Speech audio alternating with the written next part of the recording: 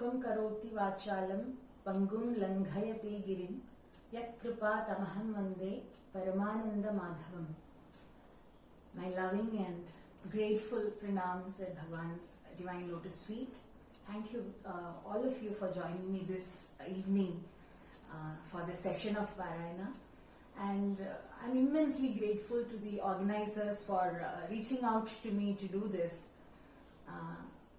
When Meghna called me about the 60th session of the teacher's talk, I wasn't even sure whether I should speak at all or not. So I told Meghna to please give me 3 days to think about it. So I wrote a little note and left it in front of the picture of Bhagwan that I have in my room. It's a newfound habit of letter writing that I have at the end of the day to Bhagwan. And I sought clarification saying, Swami, would you want me to speak at all?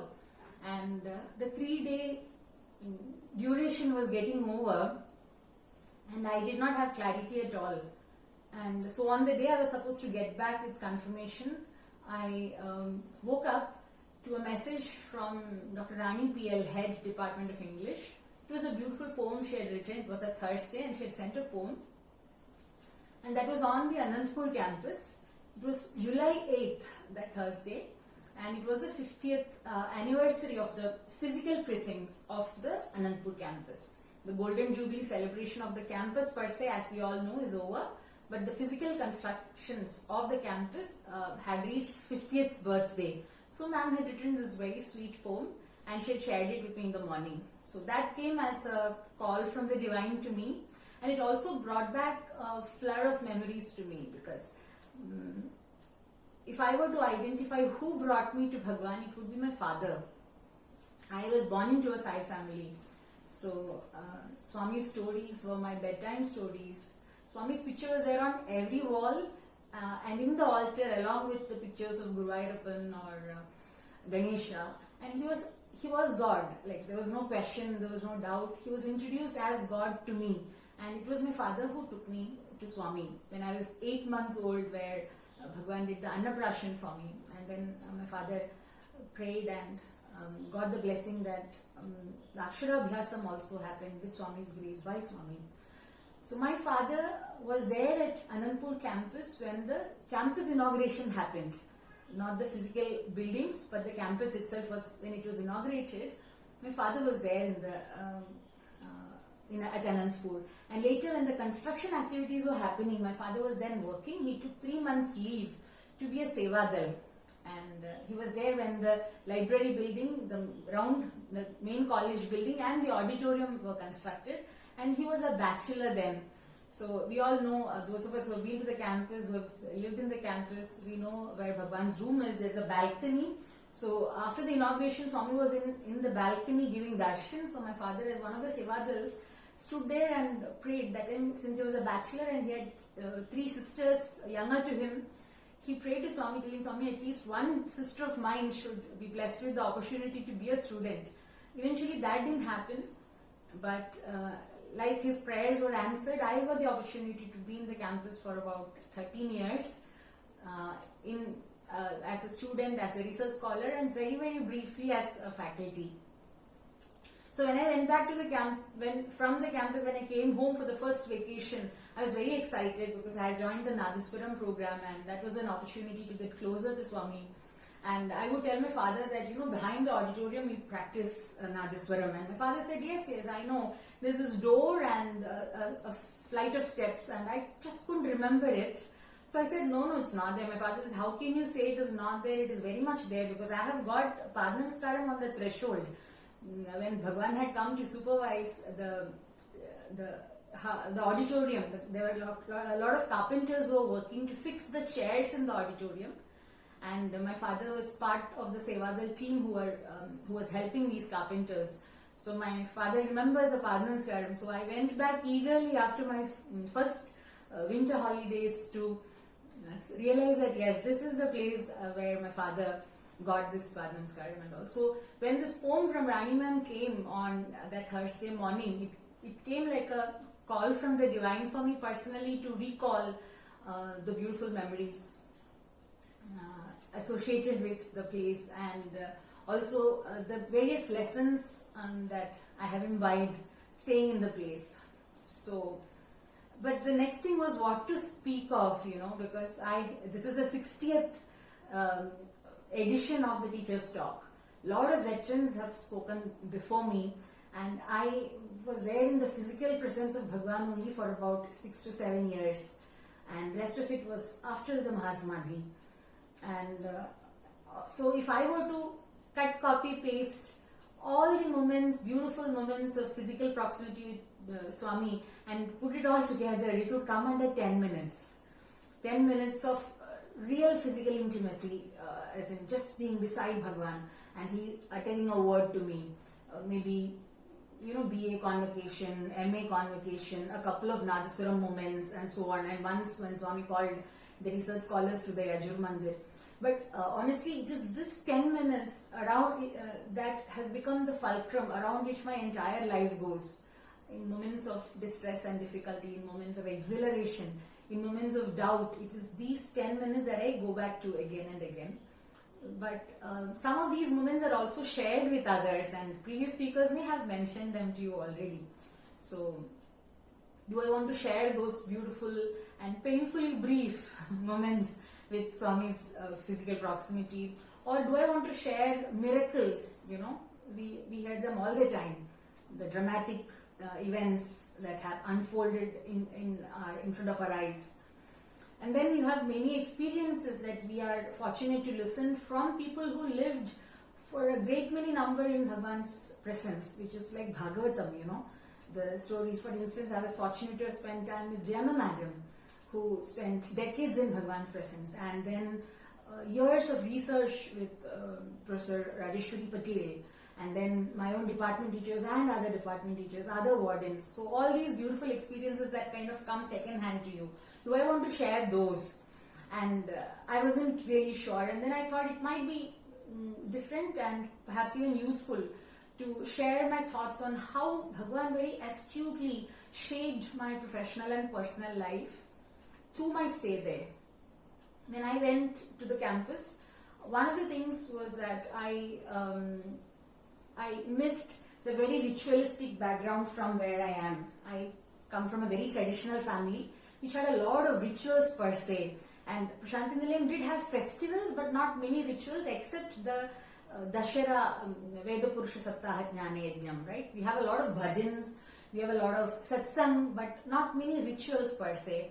So I remember once complaining to Swami in my mind, saying, I wish it was more like home, I wish there were more rituals.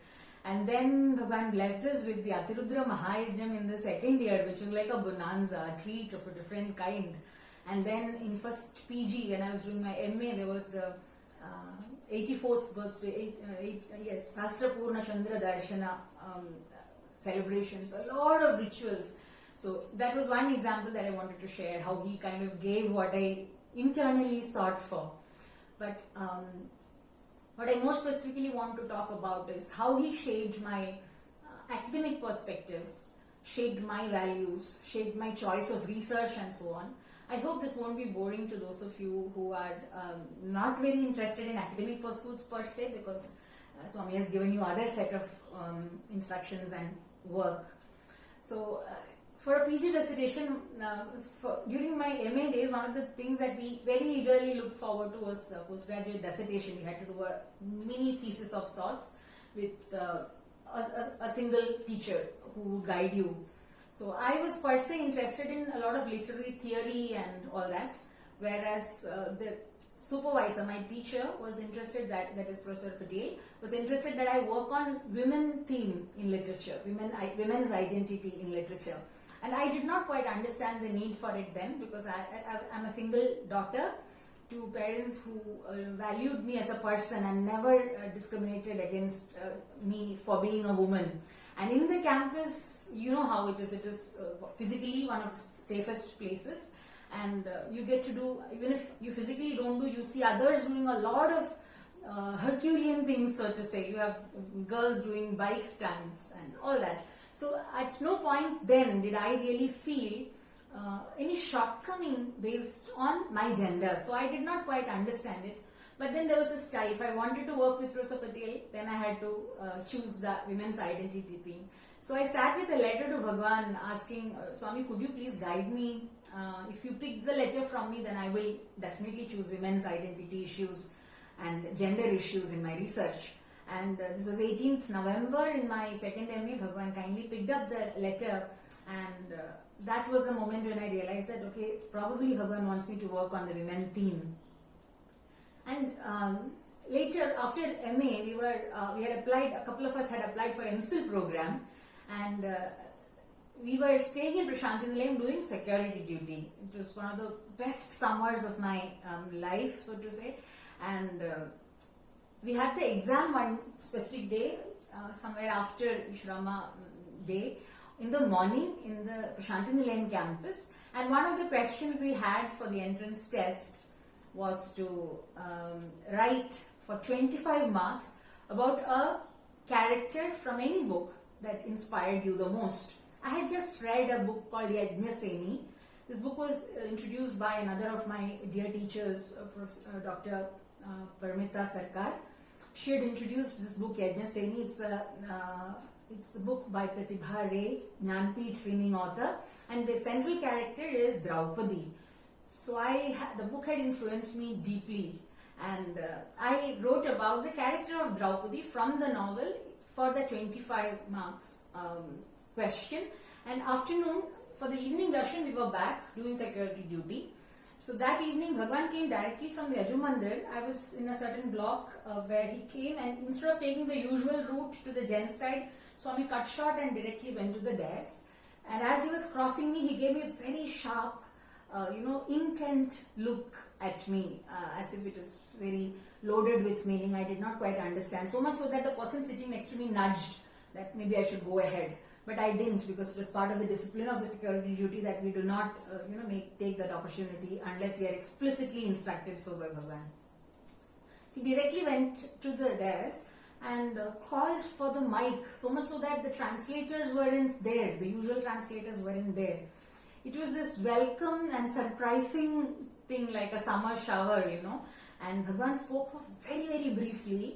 And the discourse started with Draupadi, then Damayanti, Sita, and so on. So this discourse actually began with the word Draupadi, which was the topic on which I had written my test on. So I was alert. The moment Swami said Draupadi, I was like, that's for me, And in the discourse, Swami went on to speak about the concept of Pativrata. Then Swami said, in this audience there are hundreds of Pativratas. But is there one Sativrata in this audience, one man who's devoted to his wife? And I was like shocked, because this is not a usual kind of discourse that we kind of get, because we are very often shaped by that one line of Dharma Vahini, women, modesty, chastity and humility are the crest jewels of womanhood. We don't very often hear about such virtues of chastity ascribed to men in the Sai literature, or in generally in epics also. Bhagwan does speak in great detail about the chastity of Sri Ramachandra, but in Ramakatha Rasavahini. But apart from that, this was the sudden thing for me. So it came like an assurance that Swami does want me to continue pursuing gender as a theme in research. As I was pursuing my research, there was this point where I was working on novels of Virginia Woolf. She's a British author, and there's a specific idea called androgyny. Androgyny is coexistence of masculine and feminine things. That was a principle, that was a theory that I was working on. It was a little abstruse for me, a little complex for me. And I had a pile of 18 spirals beside me one night as I was reading, as I was skimming through them. And at some point I fell asleep. So incidentally, I had finished 17 spirals, and there was just one spiral to one side, 17 to another, and I had dozed off in the middle of the research studying that I was doing late into the night. And I had this beautiful, clear dream of Bhagwan, in which Swami said, all that you read is not relevant to androgyny, the last spiral is. So this is actually in continuation with what had happened physically. So I asked Swami, saying, Swami, I did not understand the principle of androgyny. the coexistence of masculine and feminine energies. And then Swami went on to explain to me very sweetly that he gave the example of three characters. First, Swami said Lord Krishna used to cajole, coax, serve the 8 major wives, the queens of Lord Krishna. Now this is something I didn't know at all. And then Swami went on to say when King Harishchandra became weak, tested continuously, it was the Empress Chandramati who gave him the valor and courage to face life, and she would remind him, you are an emperor, do not be weak. So when the masculine, in a relationship, when the masculine energies are weak, it is a woman of the relationship who comes up as a courageous person. And then Swami went on to add that Mahatma Gandhi and his wife, had this kind of a masculine feminine energy, and that he would actually serve her through sickness and nurse her back to health. And all of these were new information to me. I had not read the portions of Srimad Bhagavatam that actually correlates with Lord Krishna serving the 8 queens. Later on I would go back and realize that it is actually part of the Vyasa Srimad Bhagavatam. Same with the portion of Chandramati, Queen Chandramati giving power to Harishchandra. I would find it in Mahabharata, and I would go to the autobiography, my experiments with truth, and discover that there are portions that describe how Gandhiji meticulously served his wife through ill health, and was doing a lot of apparently, seemingly feminine chores. So this was one instance when Swami came to my dream and beautifully clarified. This would happen later in my PhD also. The last day I had to submit my thesis, and that is the next morning I had to send it for the printing, and this is the night before, and I simply couldn't find 2 citations. Citations are, bibliographical details where you say I have taken this quote from so and so book. These are extremely central to academic work, and it's easy to kind of cover it up, etc., but that is not advised. Intellectual honesty is taken extremely seriously. So I was extremely unhappy. These are 2 important quotes and I cannot find citations. And with PhD you have hundreds of books you have referred, right? And right in my room I had at least about 50 books. And I left again this tiny note in front of Swami saying, Swami, please, I need help. Kindly help me find the citation, because I would really want my work to be as perfect as possible. I offer it to you, I need help. And I left it. Again, as I was saying previously, we have a lot of spirals as a part, because buying the original book sometimes is not possible. They are very expensive. So I had this pile of blue, green, red spirals on my cot, and the next morning before going to the printer, I randomly pulled out 2 spirals. Randomly opened, like how you sometimes open Satcharita for a message. So like that I opened, and I had just the same quotes on that, and then I would actually sit down there in gratitude, overwhelmed by how Swami was helping me with my thesis.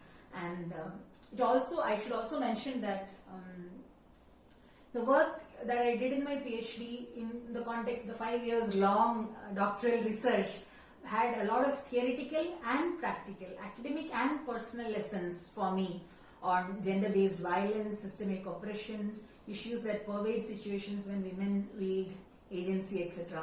One of the most crucial things, I notice as I am talking now to all of you who are listening to me very patiently, that the predominant constitution of this audience is women, is my sisters, the sorority that Swami has blessed us with. So I just want to mention the importance of this aspect, because this is something that Swami definitely wanted me to pursue as a part of my research. We are taught to put up with a lot of things. We are taught the value of endurance and tolerance, but kindly do not forget the importance of standing up for yourself and guarding yourself, seeking the help that you require, be it legal help, be it help of mental health professionals, be it the help of the community that Swami has blessed us with. For instance, during this time of a pandemic, when all of us are caught up in our own homes, we are coming to this Sangham Sharanam Gacchami, isn't it? We are coming to this group, this wonderful group that flocks together week after week to listen to the lessons and remind ourselves of the wonderful lessons that we have imbibed with Bhagwan. I just want to remind each one of you, men and women in this audience that kindly never let yourself be used or abused. Swami has always called us his property. He valued us tremendously. He saw a purpose and vision in each one of us. Please never let yourself forget that and tolerate abuse of any kind. Speak up, get help, and treat yourself like Swami's property. Value yourself so that you're able to it's like the other day when I was talking to a bunch of students, I was mentioning to them about how I first saw bonsai when I was a student, a school girl. Before that I had seen only people trees that were, large people trees. We have a beautiful people tree in the temple that's very near my house, where people would assemble in the shade, and there would be a lot of birds in the evening. I had seen people trees only that large. So the first time when I saw a bonsai plant in the drawing room of a person, I was stunned. That person said, "This is people tree." And I was like shocked. Why do you want to reduce? I understand that there is an aesthetics behind the Japanese art of bonsai. But what I'm trying to say is that is your potential. That is a potential that Swami saw in each one of us when he saw us. Looked at our eyes with that profound compassion and hope in each of us. So let us never forget that. Let us always treasure ourselves and be worthy of that compassion and hope that he had in us. And I'm saying this especially in the context of gender, because somehow the message to endure and put up and the ideas of modesty and humility have been so ingrained in us, and all of them are extremely valuable. But it is also important for us to know that this lesson is something that we have to show ourselves. The lesson of kindness is something that you have to show ourselves. The lesson of love is something that you have to show ourselves. Kindness is radical. Compassion is transformative. There's this beautiful passage from Shakespeare that I remember. The quality of mercy is not strained. It drops as the gentle rain from heaven upon the place beneath. It is twice blessed. It blesseth him that gives and him that takes.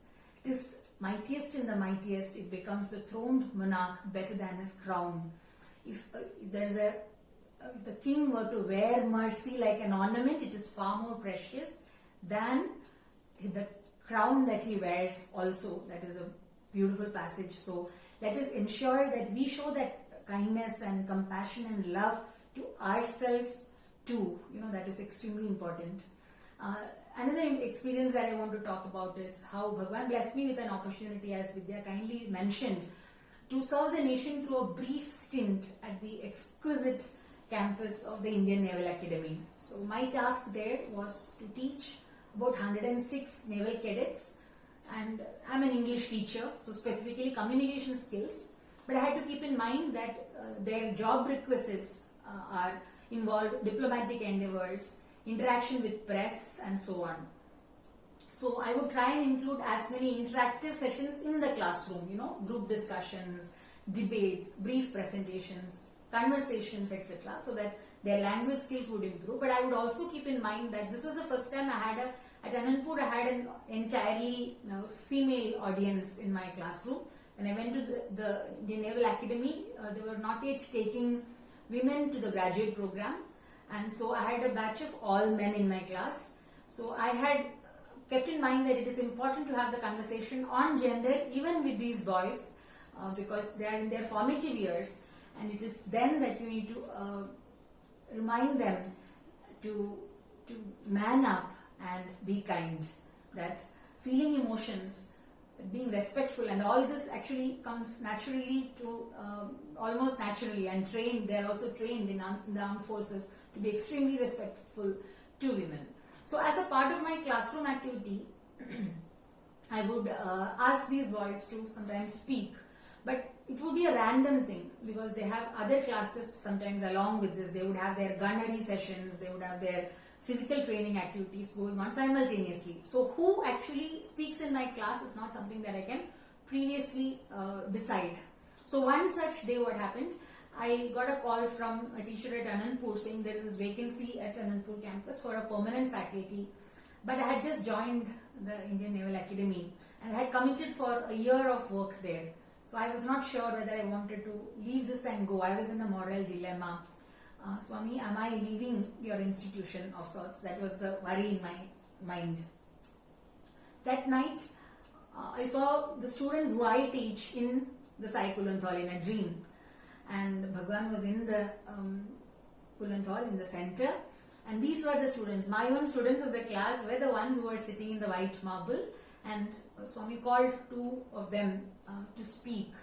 So in my dream it was Amogh Chawla and one more boy, I don't quite remember the name suddenly, Rohan Jha. Both of them are, I think, sub-lieutenants now. So Rohan Jha and Amogh Chawla, who were in the first line, Swami called them in my dream, and one of them had a rose to offer Swami. Swami picked the rose in my dream from his hand, put it in his pocket and gave him Padnamaskar. And whereas the other one, Swami commanded to speak. So he also got Swami's blessing and spoke. This was my dream. The next morning I go, not knowing who are the speakers for my class, etc. And I get this list from the squadron, the squadron leader, saying that my two speakers for the day are Rohan Jha and Amogh Chawla. So with that slip in hand in the middle of my department, I stood feeling Swami's grace, completely enveloping me. And that is the moment that I realized that when you try to do his work, wherever you are, carry his values, keep doing his work through your daily work, then it becomes a worship, and then Swami takes over your clients, your family, your students, your customers, your colleagues, all of them become his. That was a beautiful personal moment of grace that I felt, and I'm sharing this especially in the context of those in the audience who may not have had opportunity of physical proximity, who joined the institute, say, after Bhagwan's Mass Madhi. The Nama, the power of the name, and as well as the message of the Lord is incredibly more important than the form that he chose. The form changed, the form came back again and again in various contexts, but the message remained the same. Which reminds me of another beautiful instance. This Friendship Day has been a sore point for me because I don't make friends very easily, right? So when I first joined the Anantapur Campus, the first Friendship Day was extremely challenging for me. I did not have really any friends, so to say, or in my first year undergraduate studies. And there was a lot of activity. It was a Sunday, obviously. There was a lot of liveliness in the hostel on Friendship Day. A lot of friendship bands and cards and chocolates, and I felt extremely lonely. And that evening there was this bhajan, Sahara Do Bhagwan. So I wept, saying, Swami, I don't have any friends. Please be my friend, was the prayer.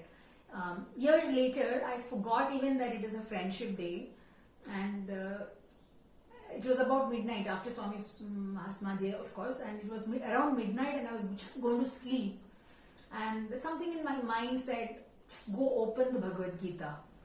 Very abnormal thought. Please don't ever think that I am somebody who actually does this in the middle of the night. So I abandoned the pursuit of sleep. Before it was midnight, I went and opened the Gita, and there was this shloka. The shloka on the page was Manmana Bhava Madbhakto Madhyajimam Namaskuru Mame Vaishyasi Satyam Te Pratijane Priyosime. It's a beautiful shloka. The first part is clear instruction. Manmana Bhava Madbhakto. Think of me. Be my devotee. Worship me. These are clear instructions. Madhyajimam Namaskuru. Think of me. Pray to me. Be my devotee. Kind of very adamant instructions. The first two lines. Then comes the assurance. Mame Vaishyasi Satyam Te. This is a promise I am giving you. You will come to me because you are my dear friend. Pratijani Priyosmi. Know this. I am giving you this as a promise to you because you are my dear friend. And even then it didn't occur to me, why am I reading this? And then I came back, just before bed I was looking at the phone, perhaps social media, and then discovered that it has been a Friendship Day. It had been a Friendship Day, and it was like 11:59 at night, and I was like, oh my God, thank you so much, dear friend. I will remember you, I will think of you, I will try and be the devotee, the imperfect devotee I can. I'll worship you with all my capacity. Just be my friend, and thank you for that reassurance. And this brings me to the last experience that I wanted to share. This promise, certainly you will come to me. I promise you this because you are my dear friend. This is a promise that he kept in the context of my father. So I am a late born child to elderly parents. So when I was doing my graduation, in the second year of my graduation, my father was 72 years old. And that meant that he had this horoscope written when he was a child that actually mentions that his lifespan is till 72nd year. So his birthday falls on the Ashtami during Dashera. And my father had come to, he always went to Patti for his birthdays. I was a student there.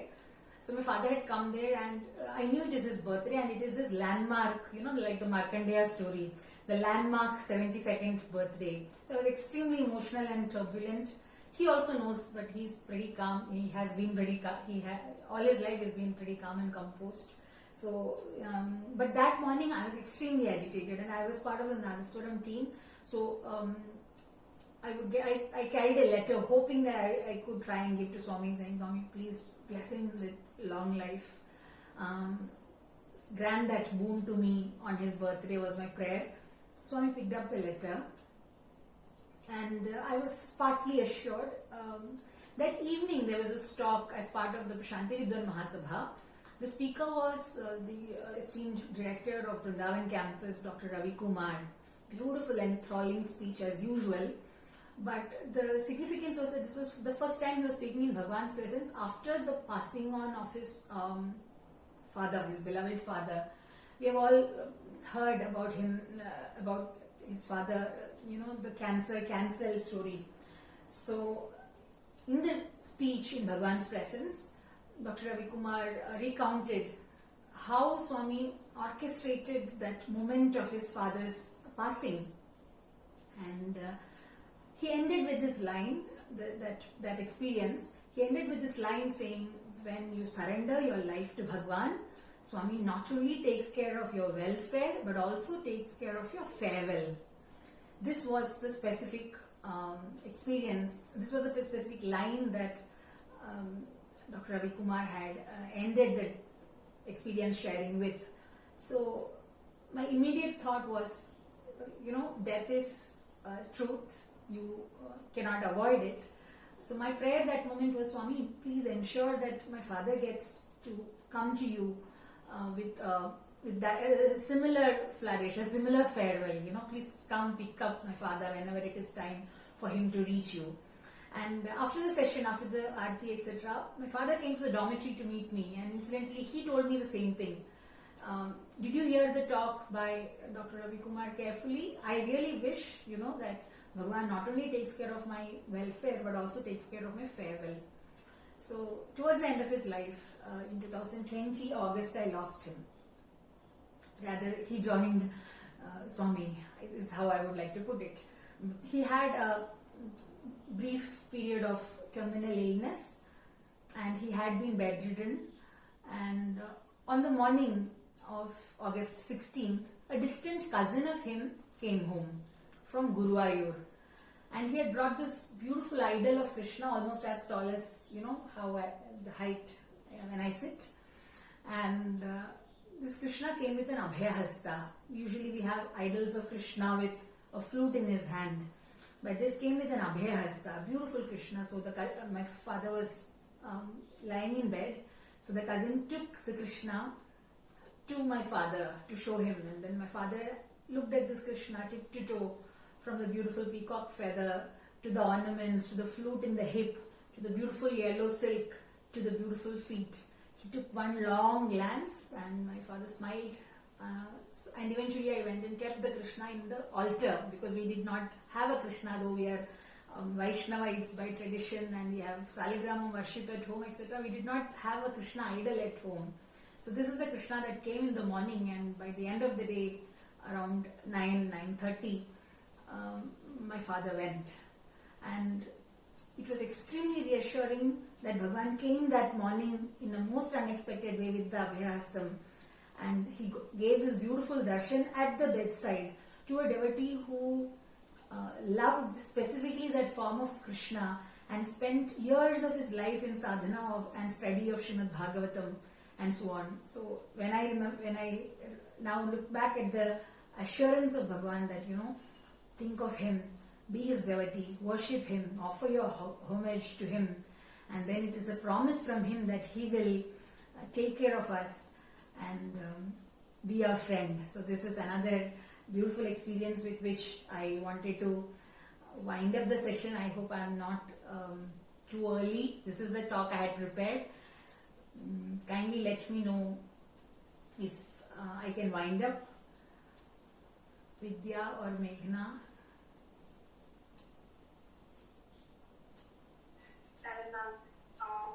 If you could share a little more experiences with us, we would be very grateful. It's actually, we have a lot of time left and we don't want to let you go. So, right. Thank you so much. Thank you so much. He must be having some other plan is all I can say. Some of my favorite memories in Swami's physical presence has been in the context of Nadaswaram. You may have already heard it from Dr. Bhargavi, who spoke on a previous session, but I think repetition of the same episodes can be helpful as refreshers and reminders. The first time I played in Bhagwan's presence was in for a Guru Purnima, and after that, every festival we would get opportunities to play next to Swami's residence. I like to think that his courtyard was our playground of sorts. So that is a beautiful moment that I can go back and think of, and that is every time we played for Swami, we would want Swami to somehow acknowledge us, and Nadaswaram being a difficult instrument required extraordinary expertise to have a certain finesse that we couldn't somehow get in initial days. I think it has changed a lot these days.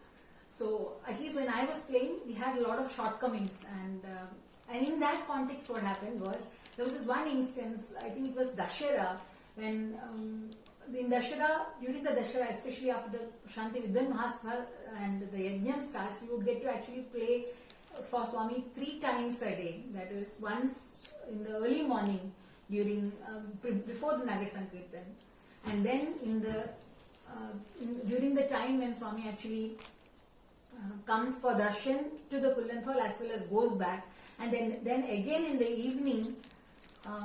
Then again in the evening when actually the eve of the festival you will get to play for Bhagwan. So there was this instance when an entire Dashera, I think this was my final year, and the entire Dashera we did not get to actually sing even a single glance from Swami, and we were extremely upset, and we had this rather facetious and childish discussion between two of us.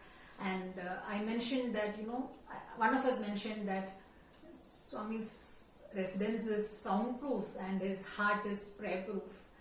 To think and to even recount it is rather shocking. We should never have said that. But that's the kind of hurt that we had because Swami had not acknowledged our efforts. And we went on to play near Swami's interview room in the evening. And somewhere in the middle of the play, as we were playing, Brother Satyajit came from the residence towards where we were seated and playing, and then he said that Swami has sent word that Swami is listening, please play more. This was like a divine reassurance of a rather simple, playful exchange with another person, and then Swami gets to know. Another similar instance in the context of Nadaswaram was, I had this very funny visualization in my head that there would be one year when after Nadaswaram, we would actually have climbed the bus to go back to Anantapur, and then Swami would send word. I have no clue how this thought came about or why I would even visualize that way. And this was my final PG. It was the Vinayak Chaturthi, and Swami had spoken to us the previous evening, actually sent word for us the previous evening. And after the Vinayak Chaturthi program was over, we came back after Mangalarti to the dormitory. We were climbing the bus, and then a Pradhan uncle came running saying, aren't you the Nadaswaram girl? Swami is waiting for you. And then the Sevadals had created a pathway so that we could rush quickly to Kulant Hall, and the doors towards the Yajur were open, and we could go, and Bhagwan was waiting there, and Swami gave us these beautiful green silk sarees to all of us who were part of the Nadaswaram. So that was another moment when a very silly, casual thought, I don't even know if it's a prayer, even that came as a reality. But these couple of instances has left one important lesson for me, that Bhagwan is the listener of every conversation, every thought of your heart. So really ask only for what you know is good for you. Otherwise, have a sense of surrender and say that whatever Bhagwan wants us to have, just bless us. That is all I can pray for. I mean, that attitude is something that I learned through Nadaswaram. And this is another beautiful memory that I am suddenly remembering. This was again in 19. One of my passions during my stay at Anantapur was Vedam recitation. That came about actually with a little bit of resentment. In the family that I am born to, only men have access to Vedic learning.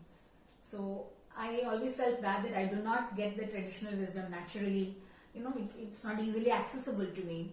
But when I came to the campus, I realized I did acquire a few things from home too. It would be wrong to say that I did not learn anything here.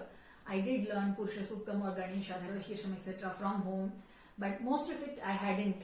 And then I learned it at Anantapur, and the obsession and passion also became thus that I would spend hours in the library. There are these precious books in our library of Raimondo Panikkar, Jadunath Sinha, T.M.P. Mahadevan, all of them on Vedanta as well as Vedas. So I would spend hours trying to study and understand the texts that we are actually chanting.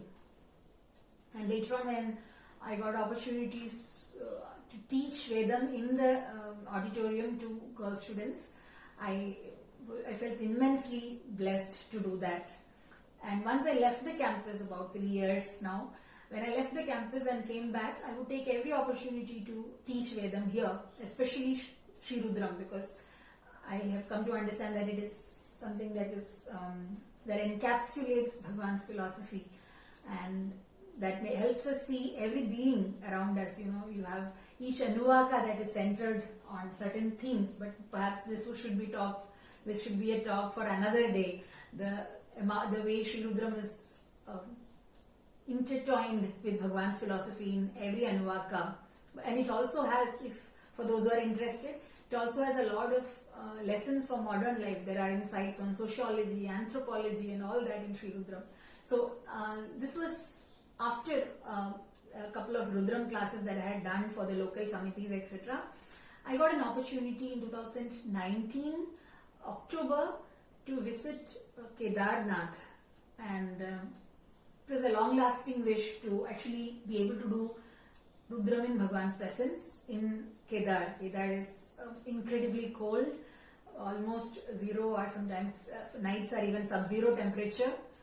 But on a morning when it was about 4 or 5 degrees Celsius, I had this rare opportunity to actually sit inside the Kedar shrine, not the Sanctum Sanctorum, but just outside, and do Ekadashi Rudram, which I realized nobody might have done, because it's a shrine with a lot of rush, right? So actually to sit there, and the beauty of the shrine is that on the walls you have the Pancha Pandavas, the 5 Pandavas, Mother Kunti and Draupadi on the walls. So I got to sit at the feet of Bhimasena, face the Lord, and there is a beautiful golden Nandi facing the Lord, Kedarnath, and then sit there and actually do peacefully 11 rounds of it would have taken me 3 hours. Nobody shooed me away, nobody chased me. Quietly I could sit there and do my sadhana. And I think that was an immense blessing that Bhagavan gave me for the little work that he allowed me to do in the context of Vedam with his children as well as devotees from Samiti. But the beauty was not just that. The evening of the same day, I was in a queue of hundreds of devotees waiting to have last glimpse before the shrine is closed. And in the shrine, the Lord, the Shivlinga, is decorated like a king, Maharaja. That is a seva that they do for the evening worship. But I was incidentally the last one in the row. So I kind of got a little bit of time extra to be there. And there was this priest inside, and I requested, may I sing a bhajan? And that man said, yes, just stay for a while. And once the other devotees cleared, I had this rare opportunity to sing for the Lord as they were putting him to sleep. They would remove this gorgeous embellishments and ornaments from the Shrilinga, wrap him up with a beautiful tiger skin, place a single lotus on the top of that. And through all this, I had this opportunity to stand there and sing bhajans, like singing lullaby before putting the Lord to sleep. And I was completely filled with Bhagwan's presence in that shrine. And this is a moment that I cherish as another occasion where Bhagwan made his presence felt post Mahasamadhi, and how he rewards in plenty. So I think with this, I really am short of content to continue for another 10 minutes. But if anybody has any questions that you think I can answer, I would be really glad to answer. There is just one thing that I wanted to add. Every time I talk about gender justice issues, which I discussed earlier, there is one thing that people ask me: is feminism not a Western concept? And another question is, how can a Sai student or somebody from such a conservative, traditional university have pursued research in feminism and gender studies? I've been asked this question countless times. I thought it was worthwhile to mention this to an audience that is predominantly women.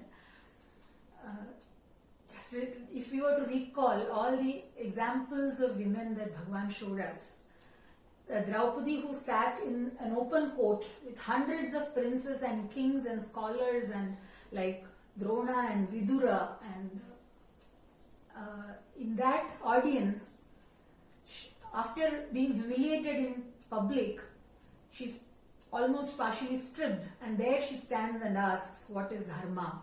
That is the example that Swami sets for us.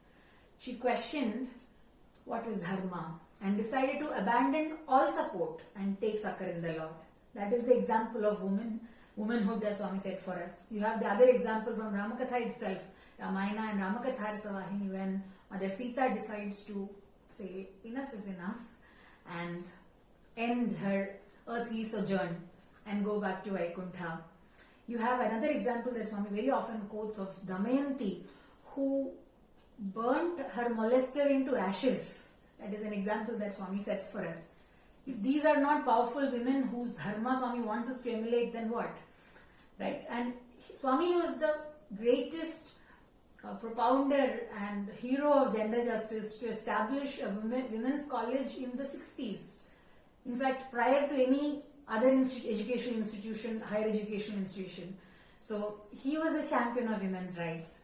So I just want all of us to remind ourselves and remind each other that it is in the cause of Bhagwan's philosophy, it is in the cause of the social justice that Bhagwan's philosophy has encapsulated, that we learn to be there for each other, respect women, and be powerful women who can offer so much to the society. And this is not to neglect the very few gentlemen in the audience, but it's wonderful to see how Swami balanced these energies in our lives also.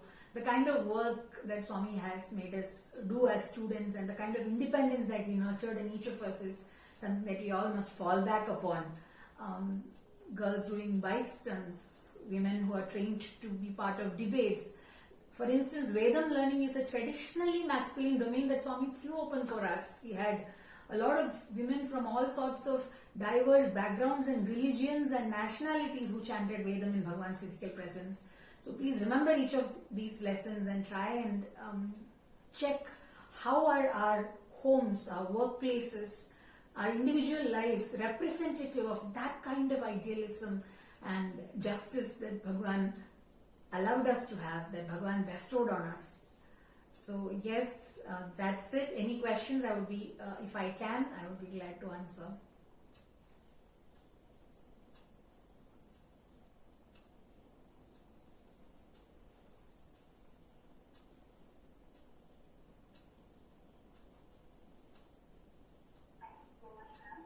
We do have a couple of questions.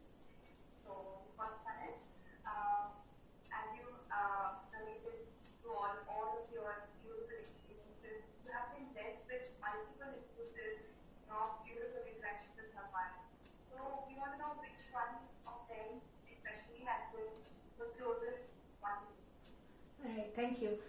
two of it predominantly. One was going to Bhagwan after my BA, for my BA gold medal. So when I went to Swami during the convocation to receive the medal, I had this extraordinary anxiety before that moment. And the thought was, would Swami know me? In retrospect, it is such a stupid thought. Why would Swami not know you? He's the omniscient Lord. But the few moments before my name was called out, I was incredibly stressed as to would Swami know me.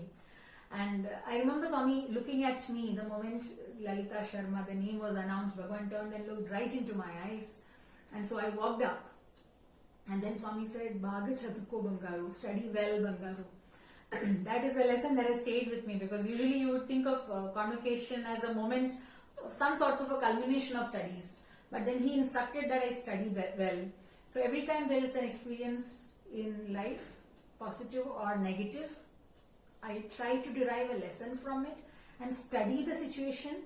That kind of helps me come to terms with the pain if it is a negative experience. I'm not saying that all of us should not acknowledge the pain, but this is one lesson that has stayed with me. Another beautiful memory is Feb 14th, that is Valentine's Day. My most memorable Valentine's Day is from my postgraduate days. Swami had helped us to put up a music program in the Divine Presence, and I had the rare opportunity to do the commentary for it. So as I was writing the commentary, there was this line I had included, "Come to us, O beloved Lord." The song had this theme of "Please come to us," because the song, I think, was Eppo Varuvaro, "When will you come" was the theme, because we were constantly begging Swami, please come to Anantapur, right? So this Eppo Varuvaro is a beautiful Tamil song, Tamil Kriti, Carnatic Kriti that was there. So as a commentary I had added, "Please come to us, dear Lord, beloved Lord." And Swami actually came down from the dais to our midst, clicked pictures with us, gave us all beautiful parrot green saris, and had this lovely moment. So that moment came like an answer to a prayer. Another beautiful moment is there's this line from Ramakatha Rasavahini that is very, very dear to me. It's a line that I think Sampati says to the monkeys before they go to Lanka, before Hanuman goes to Lanka. You know, that line is, "The joy that you cause in the heart of God is the only worthwhile achievement." This is one of my favorite lines from all the Vahinis. So I had added this in the commentary, and I had this internal conversation with Swami. "Swami, please acknowledge that this line is actually yours." But he looked away. When that line was there, he looked exactly away, and I was like a little hurt. But years later, when I would replay the CD, I would realize that in this line, Swami looks right at the camera and gives a smile. If he had actually looked at me and smiled that evening, that would have been a moment which is just in my memory. But now that smile of Bhagwan acknowledging that sentence is permanently captured in the video. I'm sure the video is available on YouTube. If any of you have the time and patience, do look at it. He gives this very beautiful, assuring smile. So these are some of my favorite memories from the interaction, so to say. Another is when I had the opportunity to be in the Yajur Mandir as part of some faculty development program, and Swami asked all the faculty members there, and my father hadn't been keeping too well. So part of his illness was that he was coughing non-stop, and there was all sorts of diagnosis that was happening, and I was extremely afraid. So I knelt to tell Bhagwan. I had also the scanned reports, etc. with me in an envelope. So I gave it to Bhagwan and said, "Swami," in Malayalam I told Swami, "My father is not well." And Swami replied to me in Tamil saying, "Parvailamma, don't worry, nothing to worry." And after the session, we also got Padnamskar, etc. Swami spoke to us. After that, when I called home around 7 in the evening after the session, my father had stopped coughing. He was immediately well. Like over the session, by the time I had come out from my Yajur Mandir, my father's vitals had improved a lot. He was much better. His cough stopped completely. So that kind of a recovery 10 years ago was a moment when Swami had blessed me. So that was one moment. And so these are some of my favorite moments that suddenly come to my mind. Thank you so much, ma'am, for sharing that with us. So the next question is, throughout your life with Bhagwan, who has inspired you the most? We know that you would, it's definitely Bhagwan, but apart from Bhagwan, who is, which is that one person comes to your mind when we talk of inspiration? I would think it is my teachers, especially the teachers from the Department of English. I have had the good fortune of imbibing a lot of lessons of life from Dr. Jayalakshmi Gopinath, fondly called as Jemma Madam, as warden and head of Department of English.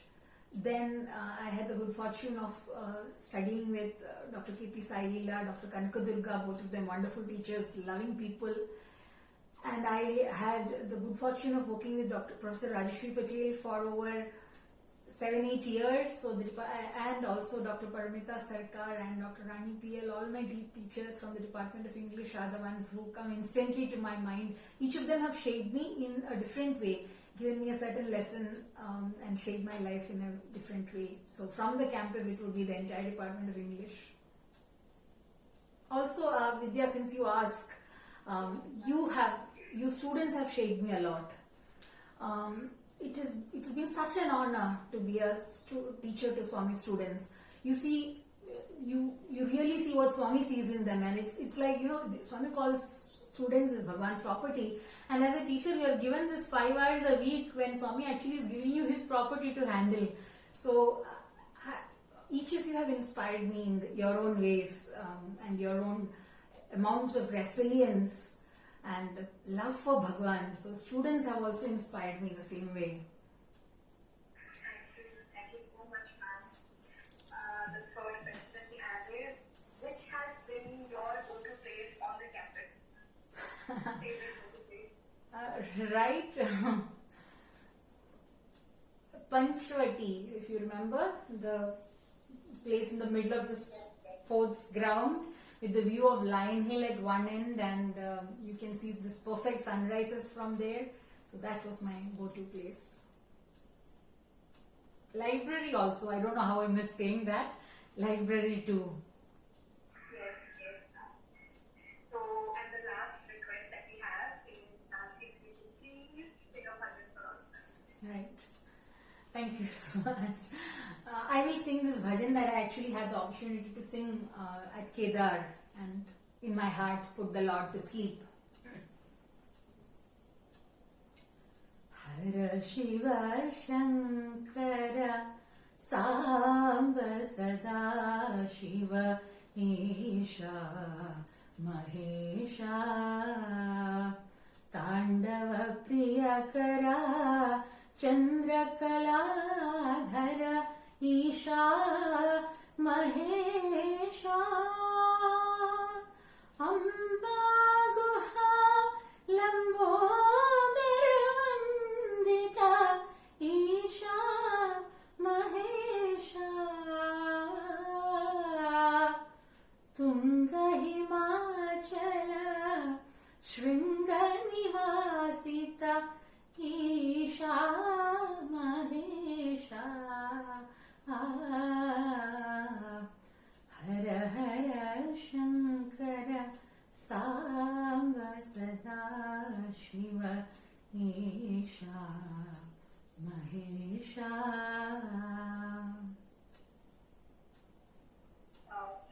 Very beautiful, ma'am. Thank you for singing this.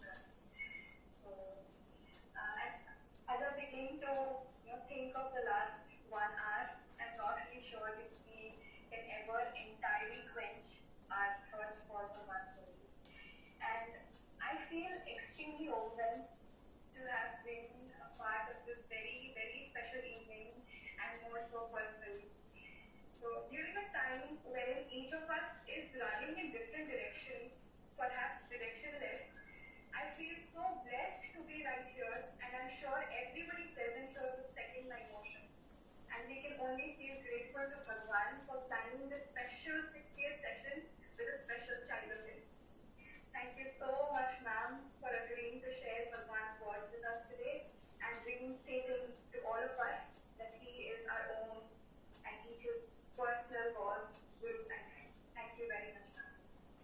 Thank you very much.